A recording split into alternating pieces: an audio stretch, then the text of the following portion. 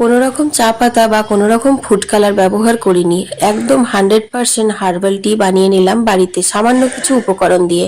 তার মধ্যে প্রধান উপকরণ ছিল তুলসী পাতা। তুলসী পাতাগুলো তুলে ভালো করে জল দিয়ে ধুয়ে নিতে হবে। তারপর এর মধ্যে গোটা 5 লবঙ্গ দিয়ে দিলাম, সামান্য একটু আদা থেতো করে তারপর এর মধ্যে দিয়ে দিলাম। এরপর এই তিনটে খুব ভালো করে ছেঁচে নিতে হবে। এখানে সসপ্যানে 2 কাপ মতো জল দিলাম। তারপর আমি সেই তুলসী লবঙ্গ আদার পেস্টটা দিয়ে দিলাম। তারপর ভালো করে এটাকে ফুটিয়ে 1 কাপ করতে হবে। এর মধ্যে একটা তেজপাতা 2 টুকরো করে দিয়ে দিলাম। তারপর ভালো করে অনেকক্ষণ ধরে ফুটিয়ে নিলাম। 2 কাপ জলটা 1 কাপ করে নিলাম।